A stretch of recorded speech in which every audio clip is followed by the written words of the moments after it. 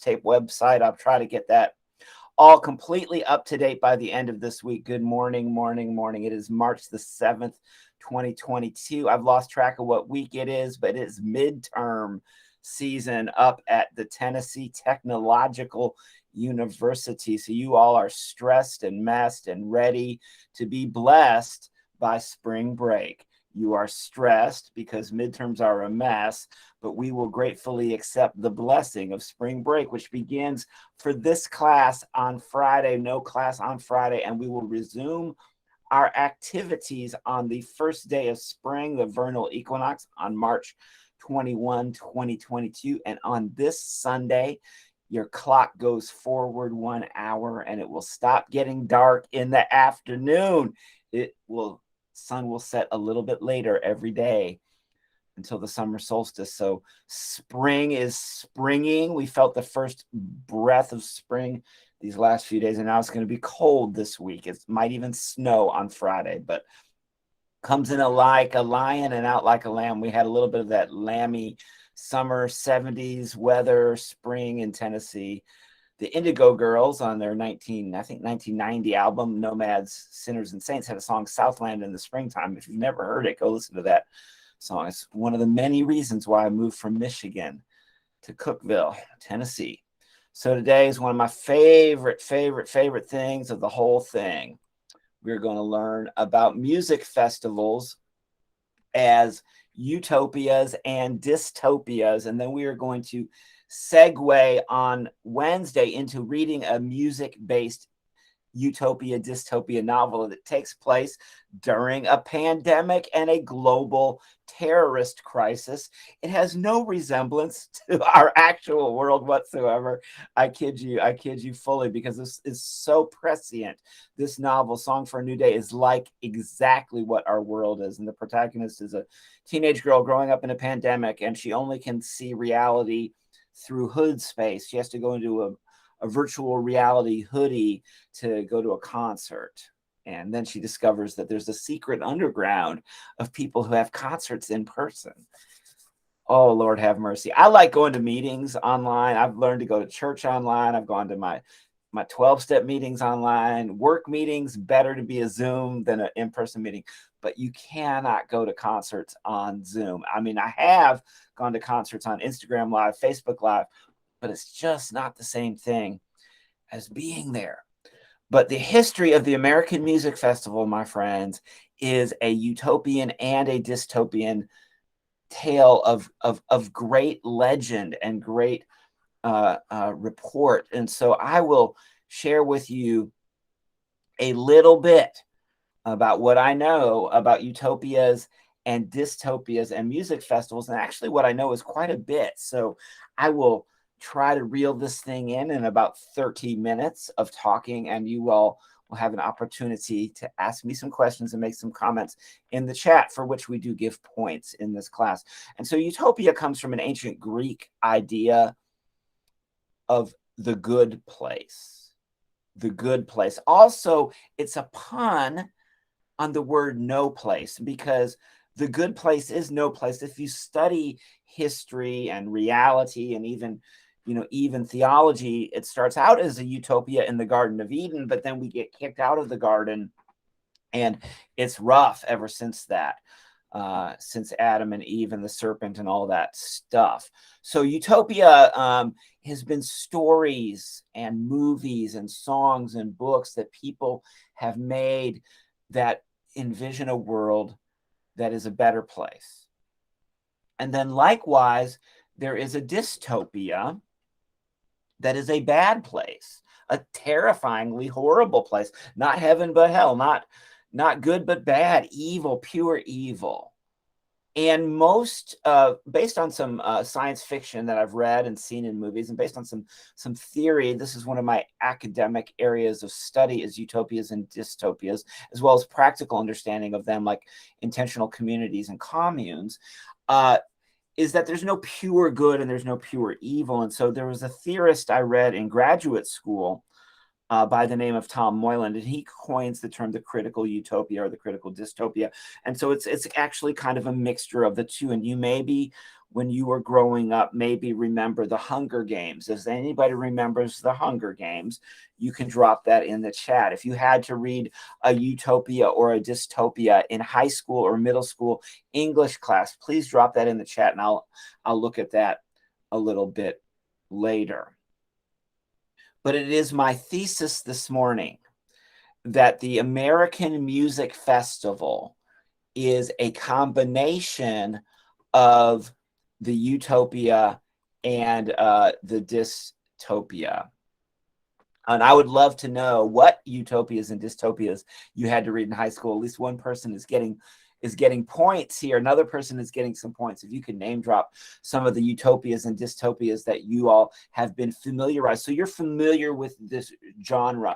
So maybe you haven't decided what to write your reader response on, and maybe you'll do it on Song for a New Day. Maybe you haven't started it yet. It's a page turner. You could start it tonight and be done by Wednesday. Please have a look at Song for a New Day. If you like that genre, if you love the Hunger Games, you're gonna love Song for a New Day. It's going to blow your mind. And it's too real about war and the pandemic. I'm loving the comments as they're coming in on the chat. So you guys are super familiar with this genre. And maybe some of you have been to a music festival. You can drop in there too what concerts and festivals you've been to. So the festival that happened last fall in Houston and resulted in a crowd crush that resulted in, if my information here is correct, approximately 10 fatalities, was compressive asphyxiation. You basically are crushed to the ground or between people to where you cannot breathe. That's not a fun way to go. At least 25 more were hospitalized, at least 10 fatalities, and at least 300 were treated for injuries. Many concert goers documented the incident, posting videos and recounting their experiences on social media. This concert hosted by Travis Scott resulted in one of the biggest music festival dystopias that ever occurred, and people wanted to go, they wanted to attend, they wanted to be there, they wanted it to be a utopia, they wanted it to be their Woodstock, their Coachella, and it turned out to be a nightmare. And unfortunately, this is not the only festival dystopia nightmare that's occurred in history in American concerts. There was a crowd crush concert event for The Who in Cincinnati some 40 some years ago. And then 50 plus years ago was one of the most tragic music dystopias that's ever occurred. And they made a movie. They've made movies, actually. I'm going to tell you at the end of the lecture about two music festival dystopias that I've studied a little bit, and the movies that go with them that you can go and watch. If you were to want to watch one of these movies, you could write about it for extra credit. So last semester, when this unit rolled around, it happened to be right around the time of Astroworld. And so several students were very traumatized by reading about that and seeing about it on the news and watching the videos about it that many students in the fall 2021 course wrote about Astroworld. Now, I actually had one student who had tickets and ended up giving them away and ended up not going, but he was this close to being at that. And if you know somebody who went to something where somebody died, now there's been other accidental deaths of dehydration, drug overdose at concerts as well. There's a death, or at least usually at every Bonnaroo, and they still keep Bonnaroo going. But this was different because the crowd problems were occurring during the show, and the performer could have stopped the show to deal with the tragedy or the looming tragedy. And this will have a parallel to the Altamont Festival in California in 1969, which I'll get to at the end of today's talk. But before social media, before rock and roll, there were traveling festivals called Chautauquas, and there were also Chautauqua locations such as up on Lake Erie up in western New York. And these were educational and cultural events. And then you had circuit riders, and you had the whole carnival circus. So 150 years ago, Americans were already very interested in these kind of tent revival type festivals that would involve religion, culture, education, freak shows and carnivals, and music as well. And so the American desire to get outdoors and to experience culture outdoors in a tent or on a beautiful piece of real estate where you could see the stars at night. Maybe you could even be in the woods. You can be outside of the ordinary and experience the extraordinary. You can sort of break through the veil of everyday life, go to work, go to school, come home, eat a meal, go to bed, get up, go to work, go to school, come home, eat a meal. The mundane routine of everyday life can be broken. And the festival is this place where something beautiful can break through. And so this idea of even what was called a temporary autonomous zone by a philosopher of the late 20th century. And then there's, of course, there's the Burning Man festivals, which are not based around performance music. And then there's the rainbow gathering, which occurs in the woods, and there's no money is exchanged at all. It's completely free. This comes out of the hippie movement, which we've been kind of hippie adjacent in a lot of our studies this semester. I haven't gone full into counterculture studies, though we have danced in that neighborhood quite a bit, and I'll do a little bit more. I have at least one more talk left that will look at the whole issue of American counterculture and the hippies. But what I want to say with the Chautauqua movement is it dates back a long time, and then carnivals and traveling medicine shows. And so there's been this kind of American desire to break free from the everyday and to experience the beautiful and the good and the celebratory. The festive is kind of a time out of time, a holiday. And then, of course, we have our mainstream things like 4th of July and the Super Bowl and the World Series, and March Madness is about to happen.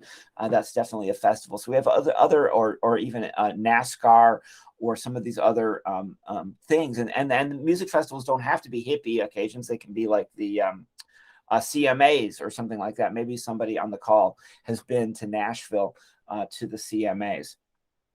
And so the kind of hippie festival movement that I've studied and I've really gotten into learning more about begins with Monterey Pop. And Monterey Pop, I've watched the movie. It kind of shocks me a little bit because everybody's sitting down, and you can even see in this picture, they're all sitting down. They're so well behaved. And actually, in light of some of the tragedies that have occurred at some of these festivals, how wild they are, when people are standing and dancing and moving and all this, you can maybe even see why at Monterey Pop. But this is, beginning of the heyday of the hippie period. This is during the Summer of Love. This is in Monterey, California in June of 1967. And you had Jimi Hendrix and Ravi Shankar and Janis Joplin and Otis Redding. This is kind of a launch moment for the hippie Summer of Love time period as well, with the Be-In. That's BE-IN that was in Golden Gate Park in January of 67. That might have been a little bit more extravagantly wild, but they were also having these free festivals in places like Golden Gate Park in San Francisco during the Summer of Love. But Monterey Pop was kind of like the beginning of the movement, the rock festival, the modern rock festival movement. Also, there was the Newport Folk Festival, which is still going on to this day somewhere up in the Northeast. So Monterey Pop is kind of like a launch pad for this movement. And you can go and watch videos on YouTube and get a little bit of the vibe of Monterey Pop. Also, the most famous is in the late summer of 1969, and it's the Woodstock Festival. And the documentary of the Woodstock Festival is absolutely incredible. It's like now I think the uncut version is almost 4 or 5 hours. It's a commitment to watch this thing, like watching the Beatles thing on Disney. But you will get this idea that out in the middle of a field, and they had originally expected it to be much smaller. They kept having to switch locations. A lot of money was invested. A lot of money was lost. And then the money was made back by the people who basically owned this logo, this Woodstock logo, this Woodstock brand. And over the years, through the film and through the licensing of the logo, they were able to earn most of their money back. Michael Lang, who kind of owned that brand, is a very controversial figure. You can see him in the film riding his motorcycle around. But basically, they ran out of food. They didn't have enough places to go to the bathroom. People got naked and got in the lake, and they couldn't keep it on schedule. It went all night. You know, the Jefferson Airplane played a breakfast set. It's just really like next level incredible, the legend that went around Woodstock. But there was a utopian aspect. It was kind of, Joni Mitchell and Crosby, Stills and Nash and Young performed that song, Get Back to the Garden, and they did kind of portray it as a return to the Garden of Eden, but really it was also kind of a hot mess. Now, I finally have been. There's a museum there you can go. It's actually not in the town of Woodstock, though I would definitely recommend checking out the town of Woodstock. But I went to the Asger's farm right up there, and I just learned so much, and I want to go back as soon as I can to that museum and to stand on that hillside. It's quite pristine. To stand on that hillside with nobody's there, it's really just it's something. It's absolutely something spectacular and something special to see. But there was deaths. There was definitely sanitary problems. There was definitely a crisis, a humanitarian crisis of food, because they had about 500,000 people. And if you have crowd issues, if you have agoraphobia or something, I mean, Bonnaroo is about 80,000. A UT game's about a football game's about 100,000. This is 500,000 people. And of course, it ended up being gate crashed. They couldn't take tickets, so it became a free festival. During that same time, and there's a new documentary that's going on about this now that you can watch. I believe it's on the Hulu, but it's on one of the streaming services made by Questlove, about a weekly music festival that happened that weekend in Harlem, the Harlem Cultural Festival. And it was simultaneous to Woodstock, and nobody ever doesn't have the legend that Woodstock has, but it was an African-American music festival that was absolutely incredible. And I mean, you could watch this video 1,000 times and just get your mind completely blown, because the counterculture was it was exploding all over the world at this point. By 69, if 67 is the Summer of Love, by 69 it's fully mainstream. And then also the folk and rock music cultures, opinions and attitudes towards the Vietnam War were coming out. And so you're having the peacenik part and the political part and then the cultural part all happening all at once. If you've never watched I think it's 3 or 4 hours, the complete, unexpurgated, uncut Woodstock. It's just worth a look. It's absolutely something spectacular. And the Summer of Soul, highly, highly, highly recommend these films. I mean, you could do a deep dive, and if you do, write about it for extra credit on any of these films. For this class. One that's they've never made a full documentary about it. And, it's a thing, right? The Atlanta International Pop Festival, because it was one of the first big, huge ones here in the South. And this was over 4th of July weekend. 4th of July weekend, 1970. I know somebody who was there. They claim they don't remember it. They were too wasted. You remember that if you remember the 60s, you weren't there. Well, no, actually a lot of people do remember the 60s, like Peter, and they're writing their books about it. But this was a big deal because it was so close to us, and it has the Allman Brothers Band, who we've talked about in this class. Jethro Tull was there, the Chambers Brothers. This is a big deal. Richie Havens, Jimi Hendrix, one of Jimi Hendrix's last big shows before his untimely and early passing. But this was 4th of July, just down the street from us in Atlanta, one of the first big Southern music festivals, right in the parks in the city, the Atlanta International Pop Festival. Maybe the biggest one. If Woodstock had 500,000, Watkins Glen exceeded that, and it was $10 for the whole weekend. They called it the largest music gathering ever, 1973. And they still have kind of a descendant of that called the Mountain Jam that they do every summer. There's also the Peach that they do every summer. And Mountain Jam and Peach are kind of descendants in the Allman Brothers tribe of jam music here in North America.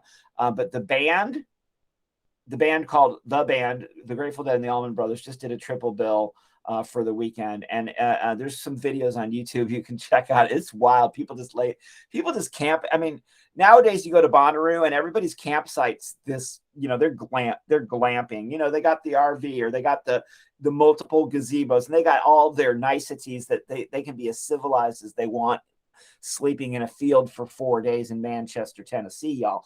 But these people, they were just like roll out a sleeping bag on the ground. I mean, they were very primitive, and they were, everybody was high, and it was a time. They were having a big time, y'all.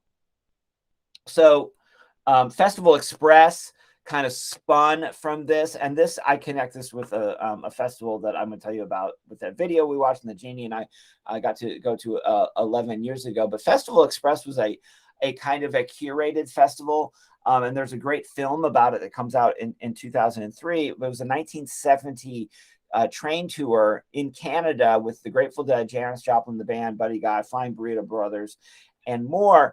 And the problem is that they every town that they got to, the kids wanted it to be Woodstock for free, and the promoter wanted to charge ticket money, and so it was the whole thing was kind of a bust, and the music industry at this time has this identity crisis. Are they part of the hippie movement where they're going to create a real utopia where there's going to be no money and everything's going to be bartered and traded, like we're all a bunch of primitive, the tribal vibe, which of course nowadays we talk about that, and it involves a lot of indigenous kind of cultural appropriation, white hippie kids pretending to be indigenous, and this is problematic at the least. But there's this idealism, this utopian idealism, that we are going to live in a total free society and nothing would have to be paid for. And so this poor man in the music industry, he's trying to give these kids a good time, but the kids are not purchasing the ticket. They refuse to pay, and there was riots and stuff. And so here's Bobby Weir, from the most hippiest of all bands, the Grateful Dead, basically saying, "Hey, look, I'm a capitalist. I want to get paid, yo. Show me the Benjamins, So it's something to watch this film. I highly recommend the film. And so when I heard in 2011 that Mumford & Sons out of the United Kingdom, Old Crow Medicine Show, and Edward Sharpe and the Magnetic Zeros, two great American folk rock bands, were all going to get on a train, and they were going to spend a week on a train, and then they were going to detrain in different cities across the country. So they chartered an Amtrak, and then they lived inside the Amtrak for a whole week, and then they would detrain in cities like like Oakland and Texas and Arizona, and the last place they got off the train was in New Orleans, and lead singer Alex Ebert of Edward Sharpe, he gets off the train. He doesn't look like he's had a bath, in a really long time.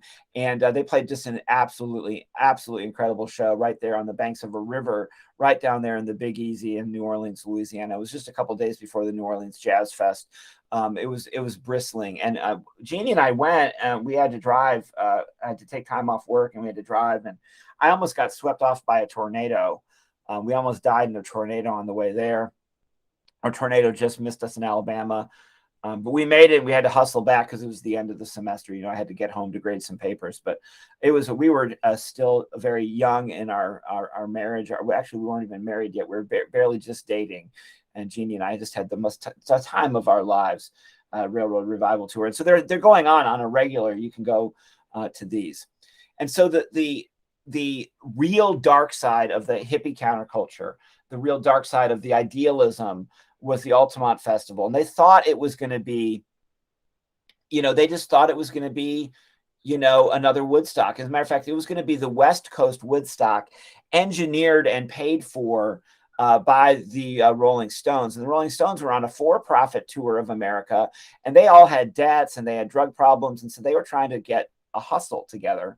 And they were going to descend on Northern California. One of the problems with it is they had it in December. So it was the Rolling Stones, the Flying Burrito Brothers, Jefferson Airplane, Crosby, Stills, and Nash ended up, I think they played maybe. The Dead ended up not playing. The Dead were supposed to play. And it was such a train wreck that they ended up not playing. Now, I recommend the book. It's called Altamont, The Rolling Stones, Hells Angels, and the Inside Story of Rock's Darkest Day.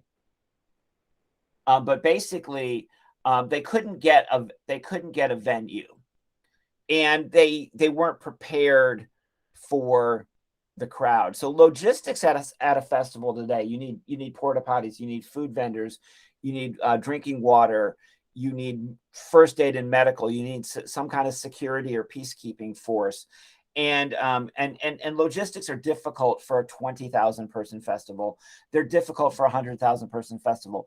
Altamont had 300,000 people, and it was basically thrown together in a couple of days. They didn't know what they were doing. And it was a single stage festival. One of the things they do at the larger festivals today is they have multiple stages, and so it disperses the crowd over a larger area. This is down in a bowl of a racetrack on this tiny stage, and the stage was next to the ground. You can see it in the slide. People are standing next to the stage, and they can't. There's no barricade to the stage where the band is going to play. And nowadays, I've seen that they've hired the Tennessee Tech football team, or probably the MTSU football team, to do security at Bonnaroo. Oftentimes you have people who are off-duty cops or former Marines, people who have some skill in doing security. The Hells Angels were kind of an illegal motorcycle gang, and they hired the Hells Angels to do their security at Altamont and paid them in beer. And I must say, I have been injured at Bonnaroo and had to go to first aid. I've needed to go to the porta potty, in the middle of the night. I've needed to have drinking water. I've had all of my basic needs taken care of. The basic needs were not being met at Altamont. Plus, it was winter. It started out sunny, but it got much colder, and people were on a lot of booze, and they were on a lot of drugs, and they just weren't really prepared for the logistics. And so during the Rolling Stones set, the Hells Angels murdered an African-American man called Meredith Hunter. And it's an absolute, it's a moral catastrophe. Now, Meredith Hunter was armed, and because of that, the killers of Meredith Hunter were acquitted. He gets off, the guy that murders Hunter, but also Hunter's family can't even afford a funeral or anything for this guy. And then the Rolling Stones go and make a for-profit documentary about this, and it becomes kind of like a horror a movie, and it has cured me of liking the Rolling Stones as much as I used to. They're fantastic musicians. They're some of the best white people acting black that I've ever heard. As far as white people playing the blues, the Stones know what they're doing. They're massive international celebrities, but they have never apologized, and they have never tried to atone or make amends for Altamont, and it's really a tragedy. Gimme Shelter is the name of the film that documents the death of Meredith Hunter and this concert, and the real catastrophe that it was. Rolling Stone magazine wrote excellent coverage of it, and they were jealous of Woodstock. The Stones were jealous because they didn't get to play at Woodstock. So you'd think we would have learned our lessons. Now, I go to Bonnaroo, and I think that, and I know the company that puts on Bonnaroo, and I think they know what they're doing. And I think they really, really care about you and your health and your welfare, and why they canceled last year because of the monsoon, or the rainstorm, the flooding. And they did the right thing. They canceled for COVID the year before that. They did the right thing. They care about the health. They do have professionals running this thing. In Manchester, if your parents are worried about you, you can tell them your professor's been a bunch of times. And I stay sober even. I don't even use ever drugs or alcohol anymore. But you would have thought these people would have learned it. And Michael Lang, I'm not really a big fan of him, the guy who owns the Woodstock brand, because he put on Woodstock 99. And I watched the documentary of this that just came out. It is a horrifying, horrible redo of Altamont times 1,000.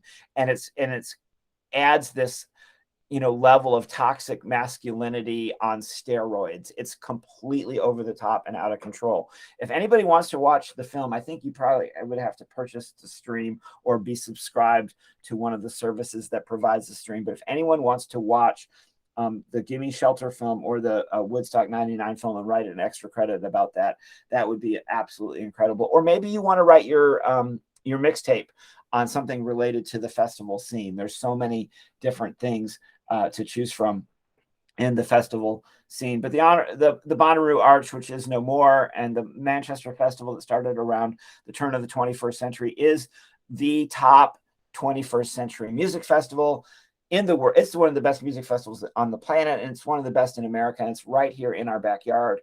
I had the honor and privilege of working there for many, many years. I love everything about this thing, and I was able to go when I was brand new with 40 days clean, and I ran a work crew in charge of a volunteer work crew when I had 40 days sober. I go to the yellow balloon tents now at all the festivals, and I have a whole talk on this topic with I'm going to use my friend Jeff Tweedy of Wilco to talk a little bit more about sobriety and rock and roll and drugs, drink, and sobriety and rock and roll at a future lecture. I'm imagining that today's talk may have brought some questions and some comments that you guys would like to bring to the table. I could talk all day on this topic, but I'm not going to. So I'm going to leave the last few moments of class for you to ask questions about music festivals, either or the music festivals that are discussed in this lecture, or about the utopian and dystopian elements of music festivals, or anything else that you want to ask as we wrap up today's formal portion. You can use your microphone, or you can use the chat button. But if you've never been, everybody should go to at least one. I think I've got 3 or 4 already lined up for this coming summer, and I'm ready for summer. It's February will make you ready for summer for sure. So thanks for coming.